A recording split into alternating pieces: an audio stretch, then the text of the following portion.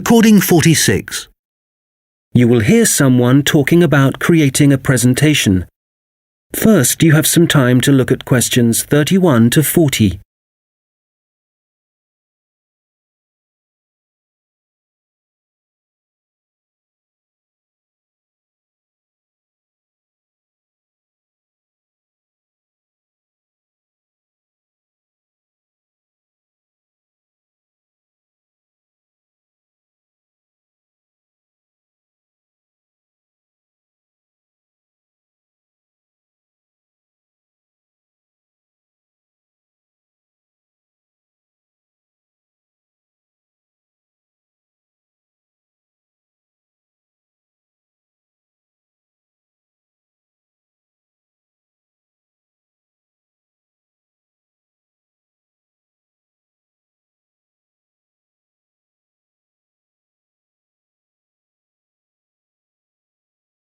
Now listen carefully and answer questions 31 to 40. Hello, everyone. You've all been given an assignment for your sociology course, which will involve giving a presentation to the rest of the group. And so today, I'm going to be giving you a few tips on how to prepare your presentations. This should help you with your current assignment, but a lot of the principles I'll be putting across will be general principles which will, of course, help you with all your future presentations. So, first of all, the most important thing to consider is your audience, and in this instance, your audience are the other students in your group. There are 3 points to bear in mind. Firstly, you need to ask yourself what they need to know. Secondly, it's useful to consider whether they'll be supportive or not. And thirdly, will it be a small group, say 3 or 4, a moderate gathering of 20 or so people, as for your current assignment, or will there be hundreds of people?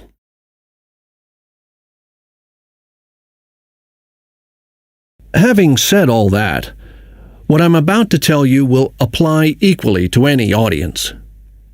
So, how do you structure your presentation? Right at the beginning, you should tell them something that forces them to pay attention. This could be something surprising or even shocking, but it needs to be relevant. After that, you need a list of items or topics showing them what you'll be covering, rather like an agenda. And then the main part of the presentation will follow. This main part will be the detailed information you'll be presenting, and could include facts, statistics, personal experiences, etc. After this, you should summarize what you've presented and close with what I call next steps. For this assignment, you could simply point the group to other sociology reference material. In other cases, you may want to suggest some actions that people can take. Now, what about the design of the slides for your laptop? Well, the important thing here is to be consistent. You need to have the same type of font and use the same color and size for the same elements. For example, all headers need to look the same. All bullet points need to be presented in the same way. And don't just stick to words. Bring the presentation to life by adding graphics. These could be in several forms, such as pictures, flowcharts, diagrams, histograms, and so on. And so let's move on now to presenting. You have your presentation prepared, and you're ready to start. Well, it's important to give a good impression from the start. So take 3 deep breaths, look at the audience, no matter how frightening they may be, and be enthusiastic and energetic. As you go through the presentation, remember to provide some variety in the way you speak. So, for example, you can talk fairly rapidly for information that may be familiar, but then slow down for more unfamiliar sections. And change your tone as you speak.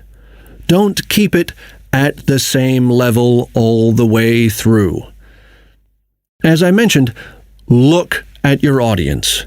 A good tip is to pick people out and look at them for around 5 seconds. Not looking at the audience gives the impression that you're either not interested in them or terrified of them. Looking too long at one particular person may make them feel rather uncomfortable. There may be points in your presentation that you want your audience to really absorb, and in order to make important points stand out, you may consider adding silence right after these. It will give people time to reflect on what you've just said. Also, you may be presenting complicated ideas or technical details, but try to keep everything as simple as possible. Use simple words and as few as possible. And be clear. If you say something like, "This appears to be," it implies uncertainty. So using weak verbs such as appears, seems, could be, etc., needs to be avoided.